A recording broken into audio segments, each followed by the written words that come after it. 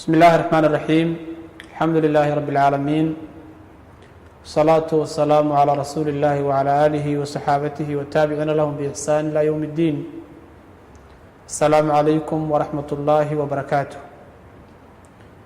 walaalayaal waxaynu insha allahu tacaala halkan kusoo gudbin doonaa mowduuc taxana ah oo ciwaankiisu yahay maxaasin ashariica alislaamiya shareecada islaamka ee ilaahay inoogu deeqay iyo wanaagyadeeda iyo quruxda kala duwan ay leedahay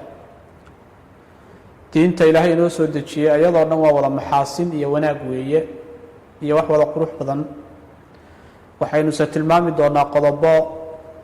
ay culimadu ku tilmaamaan marka ay ka hadlayaan maxaasin ashariica alislaamiya muhiimadda uu leeyahay mowduuca kan iyo in laga waramo ilaahay baa subxaana wa tacaala ina baraya oo ilaahay wuxuuba inooga waramayaa shareecada iyo diinta alla inoo soo dejiyey maxaasinteeda ayaa qur-aanka lagaga warramaya mararka qaarkood wuxuu ilaahay yihi subxaana wa tacaala ina hada alqur'aana yahdii lilatii hiya aqwam qur-aanka kani wuxuu dadka ku hanuuninayaa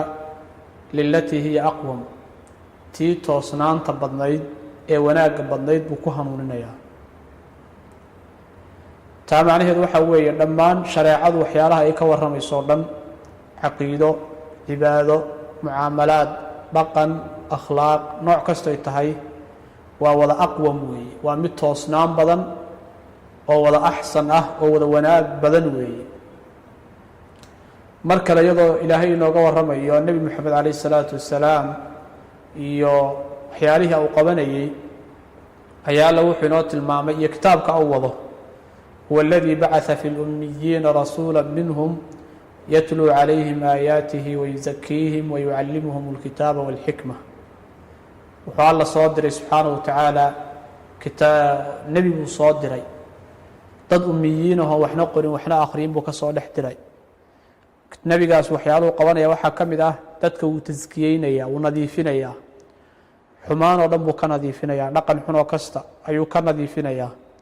wuu taskiyeynayaa wuu tahirayaa kitaab iyo cilmi buu barayaa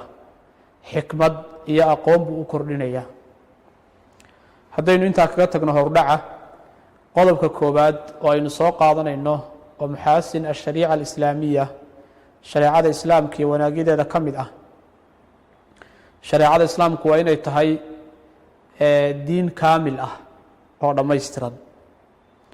ilaahay subxaana wa tacaala mahaddiis waxaa ah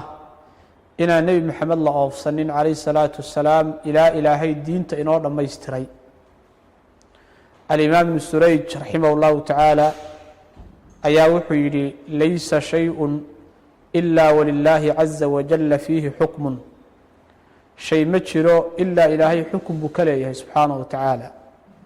imaamu اlxarameynna raximah اllahu tacaala saasoo kale u doortay marka ilaahay baa inoo dhammaystiray alyowma akmaltu lakum diinakum waatmamtu calaykum nicmatii waradiitu lakum اlislaama diina waa diin dhammaystiran nebi moxamed calayh isalaatu wasalaam oo carafo taagan oo maalin jumcaha ay tahay ayaa ilaahay aayaddaa ku soo dejiyey ilaahay leeyahay maanta ayaan idiin dhammaystiray diintiinnii nicmadaydina aan idiin kaamil yeelay diinta islaamkaa baan raalli idinka noqday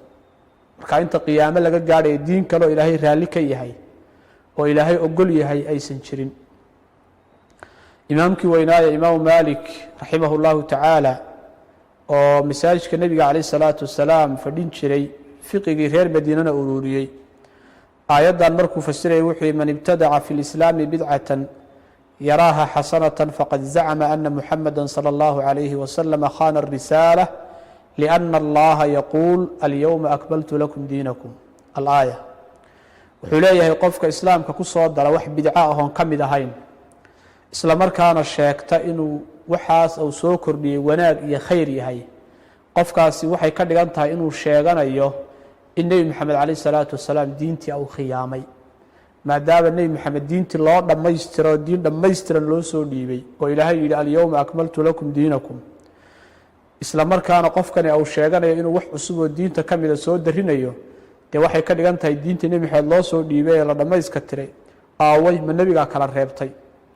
marka waa qodob khatara weeye markaasaa wuxuu yihi famaa lam yakun yowmaidin diinan falaa yakuunu lyowma diinan maalintii nebi maxamed noolaa calayhi salaatu wasalaam wixii aan diin ahayni maalin ka dambaysa diin noqon maayo ilaa qiyaamaha saacadda laga gaadhayo waxaa nebigu calayhi salaatu wasalaam inoo sheegay xadiiska imaamu xaakim iyo ibn abi shayba ay wariyeen oo saxiixa ah wuxuu nebigu calayhi salaatu wasalaam laysa min camalin yuqaribukum min aljannati ilaa qad amartukum bihi camal janno idiin dhoweynayaa ma jira buu nebigu calayhi salaatu wasalaam ilaa waan idiin sheegay oo waa idin soo gaarhsiiyey walaa min camalin yuqaribukum ila annaari ilaa waqad nahaytukum canhu camal xaggaas iyo naar idiin dhoweynayaana ma jiro oo naar sabab idinku noqon doona ilaa waa idinka digay buu nebigu calayhi salaatu wasalaam macnaa waa idiin dhammaystiray waxba idinkama reebin wax allaala waxaad janno ku gelayseenna waa idiin sheegay wax allaala waxaad naar ku gelayseenna waa idinka digay ayuu nebigu leeyahy calayhi salaatu wasalaam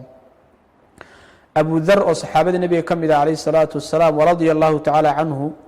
ayaa wuxuu yidhi tuwafiya rasuulu llahi salى اllahu عalayhi wasalam wma min طaa'irin yuqalibu janaaxayhi fi الsamaaءi ila dakara lana minhu cilma nebiga waa la oofsaday calayhi salaatu wasalaam kamana ausan tegin shimbir hawadaa duula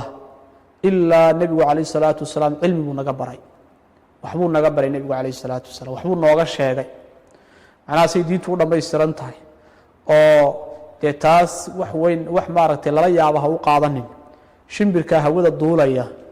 ma xalaal baayo ma la cuni karaa mise waa xaaraam diinta islaamkaa laga helayaa sidee loola dhaqmayaa diinta islaamkaa laga maaragtay laga helayaa xagguu asalkiisu ka soo jeedaa aakhirse xagguu aadi doonaa diinta islaamku sal ku leedahay oo laga helayaa marka waa diin sidaas u kaamil ah oo u dhammaystiran weeyaan ilaahay subxaana wa tacaala waxaynu weydiisanaa diinteenna kaamilka ah inuu ina fahansiiyo ku dhaqankeeda iyo ku cibaadaysashadeeda iyo dhaqangelinteeda ay inoo noqoto manhaj lagu dhaqmo ay inoo noqoto halkaas insha allahu tacaala xalaqada koobaad inoo joogi doontaa wallahu aclam sala allahu wasalam calaa nabiyina muxamedi waaalihi wasaxbi wasalam ajmaciin